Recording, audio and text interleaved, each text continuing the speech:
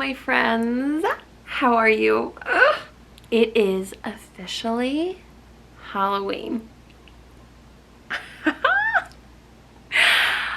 How are you guys doing today? I hope you guys are doing great. Welcome back to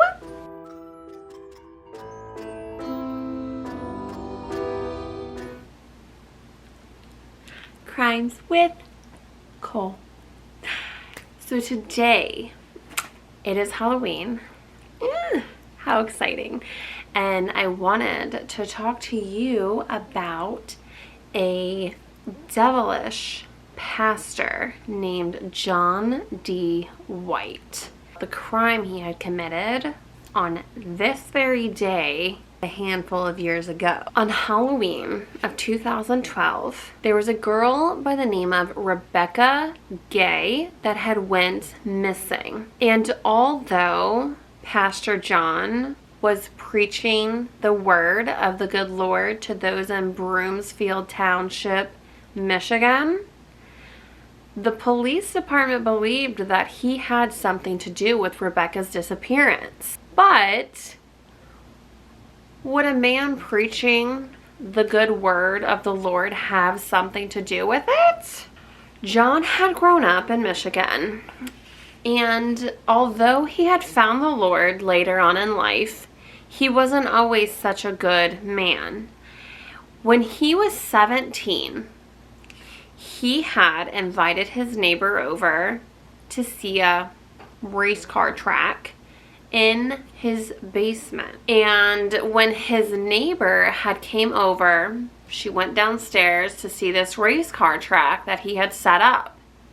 And out of nowhere, he came up from behind her, attacked her, stabbing her 15 times and choking her. Somehow, by the grace of God, she got away, ran home, told her parents, and Jonh was later arrested. Of course, he had appealed his case, and shockingly, he won on the grounds that his attorney did not raise the insanity defense. I'm not really sure how all that works, but he ended up getting out in 1983. He had spent 2 years in prison, and then he was put on 2 additional years of probation. Jonh had later went off, joined the Navy, and when he had gotten discharged from the Navy, he then became a long-haul trucker. And his violent attitude towards women all came rushing back when he was 22 years old. Fast forward to July of 1994. Jonh is now married with 2 kids and 1 on the way, when a young woman by the name of Vicky Sue went missing. Vicky Sue and Jonh had a romantic relationship in the past. So it raised suspicion when they discovered that Vicky Sue and Jonh had crossed paths a few days before she went missing. Now, Jonh had worked at a textile company when he had met Vicky Sue. The two started becoming friendly, started flirting, and it soon turned into an affair. The two decided that the affair was becoming too much, so they broke it off. They both went their separate ways. In July of 1994, the grocery store surveillance cameras would catch Vicky Sue getting into a black pickup truck at 3 a.m. with a man who had a beard. Police questioned Jonh due to the fact that the two had a history with each other, and Jonh admitted it.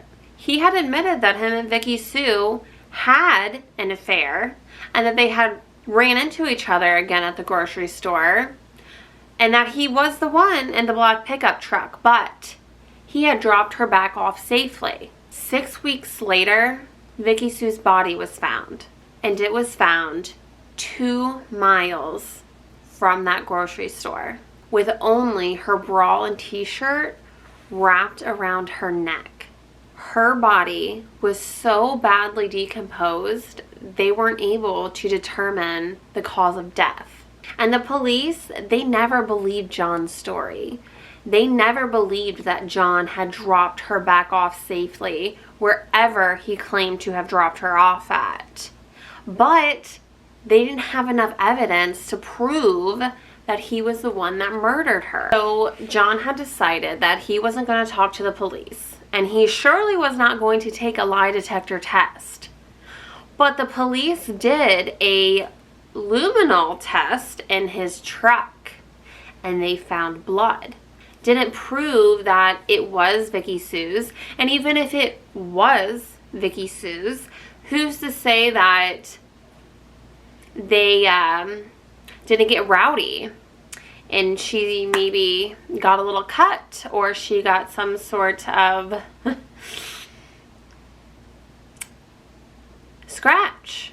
The two were having an affair. Again, the police could not pinpoint a definite, yes, Jonh did it. They arrested Jonh, and he ended up pleading no contest to involuntary manslaughter, receiving 8 to 12 years in prison.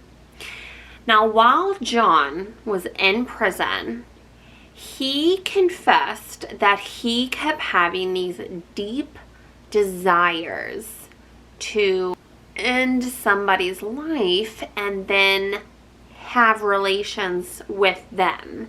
And he had these dark fantasies of just tormenting women, and they kept growing and growing.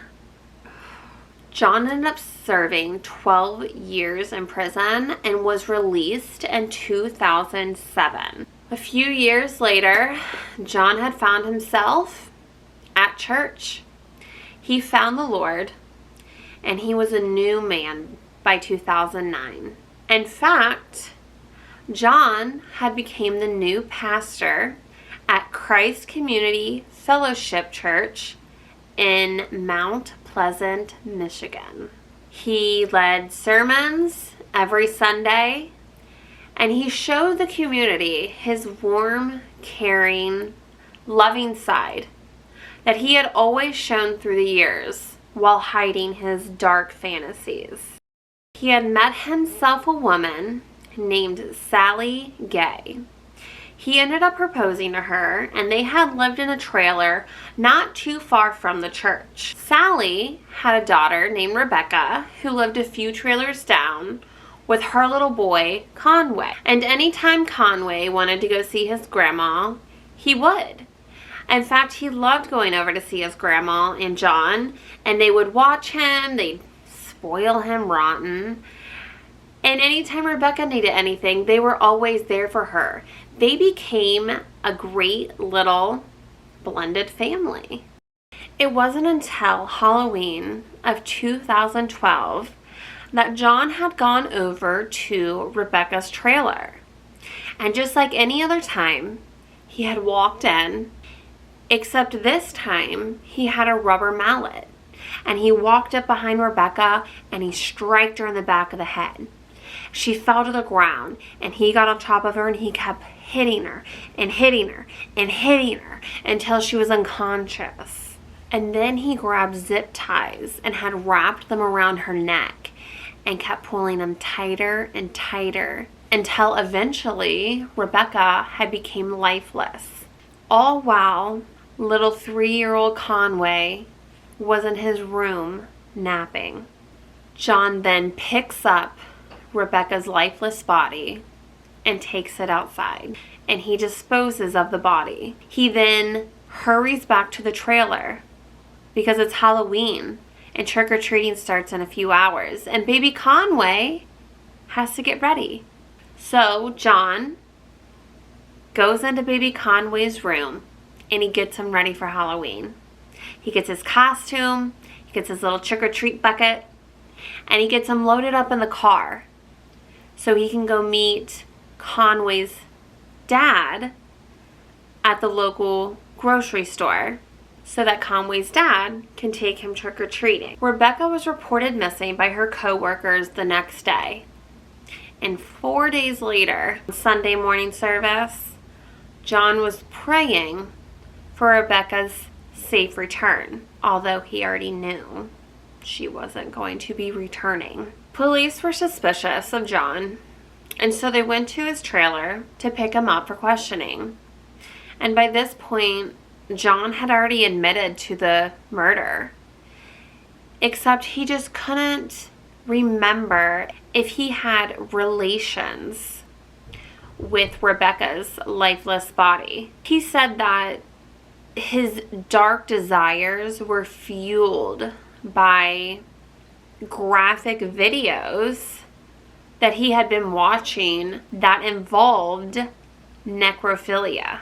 In April of 2013, Jonh was sentenced to 56 years in prison. And only 4 months later, he was found hanging in his cell. Isn't he just a dirty, devilish man? I don't know how you can have dark fantasies and evil desires to harm women for years, and they just grow and grow and grow. I mean, he was in prison for 12 years, and all of these fantasies were developing and growing and just in his mind. And then you get out and try to claim that you are a saved man. And some people do change, some people do, but I don't know how you can have those deep desires for 12 years and then think that they're just going to disappear. I feel like he definitely went from the extreme of being crazy wild to a pastor. And I'm just curious if the church people saw through him. I know a lot of pastors, they all have dark past, they were involved in like drugs and a few petty crimes and things of that nature. And then, they found the Lord. It's wonderful. He was a pastor for 3 years at his church, and he would always preach to the church members. He had 14 members on, like board members on the church, and he would always preach to them. We need to check closely the seeds we sprout, for nothing is hidden from God. If those church people ever questioned him, or if they just ate the fable from his hands, because I don't know how I would feel if I knew my pastor had done that severe of a crime. I just think he is a dirty man. So you'll have to let me know what you guys think. Would you question him if you were a church member? But have a happy and safe Halloween. I hope you get lots of candy. Remember to check it, right? For all the bad pieces. And until next time, please remember to be safe, and I will see you then. Bye!